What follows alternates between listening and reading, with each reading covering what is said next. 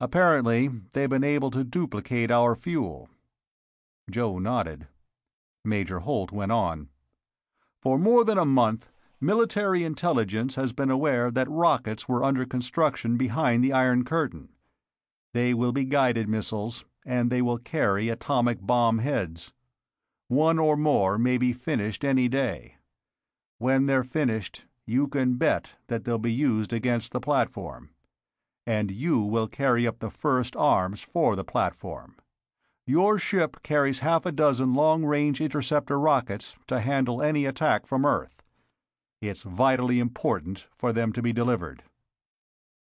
"They'll attack the platform?" demanded Joe angrily. "That's war." "Not if they deny guilt," said the Major ironically, "and if we have nothing to gain by war. The platform is intended to defend the peace of the world. If it is destroyed, we won't defend the peace of the world by going to war over it. But while the platform can defend itself, it is not likely that anyone will dare to make war. So you have a very worthwhile mission. I suggest that you have breakfast and report to the shed. I am on my way there now." Joe said, "Yes, sir." The Major started for the door. Then he stopped. He hesitated and said abruptly, "If my security measures have failed, Joe, you'll be killed. If there has been sabotage or carelessness, it will be my fault." "I'm sure, sir, that everything anybody can do to destroy you has been done," said the Major grimly. "Not only sabotage, Joe, but blunders and mistakes and stupidities. That always happens. But I've done my best. I suspect I'm asking your forgiveness if my best hasn't been good enough." Then, before Joe could reply, the Major went hurriedly away. Joe frowned for a moment. It occurred to him that it must be pretty tough to be responsible for the things that other men's lives depend on, when you can't share their danger. But just then the smell of coffee reached his nostrils. He trailed the scent. There was a coffee pot steaming on the table in the dining room. There was a note on a plate. "Good luck. I'll see you in the shed. Sally." Joe was relieved. Sally Holt had been somewhere around underfoot all his life. She was a swell girl, but he was grateful that he didn't have to talk to her just now. He poured coffee and looked at his watch. He went to the window. The faraway howling was much nearer, and dawn had definitely arrived. Small cloudlets in a pale blue sky were tinted pinkish by the rising sun. Patches of yucca and mesquite and sage out beyond the officers' quarters area stretched away to a far-off horizon. They were now visibly different in color from the red-yellow earth between them, and cast long, streaky shadows. The cause of the howling was still invisible. But Joe cared nothing for that. He stared skyward, searching, and he saw what he looked for. There was a small, bright sliver of sunlight high aloft. It moved slowly toward the east. It showed the unmistakable glint of sunshine upon polished steel. It was the artificial satellite, a huge steel hull, which had been built in the gigantic shed from whose shadow Joe looked upward. It was the size of an ocean liner, and 6 weeks since some hundreds of pushpots, all straining at once, had gotten it out of the shed and panted toward the sky with it. They'd gotten it 12 miles high and speeding eastward at the ultimate speed they could manage.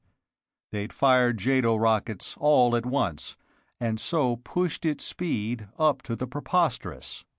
Then they dropped away, and the giant steel thing had fired its own rockets, which made mile-long flames, and swept on into emptiness. Before its rockets were consumed, it was in an orbit 4,000 miles above Earth's surface, and it hurtled through space at something over 12,000 miles an hour. It circled the Earth in exactly 4 hours, 14 minutes, and 22 seconds, and it would continue its circling forever, needing no fuel and never descending. It was a second moon for the planet Earth. But it could be destroyed. Joe watched hungrily as it went on to meet the sun. Smoothly, unhurriedly, serenely, the remote and twinkling speck floated on out of sight.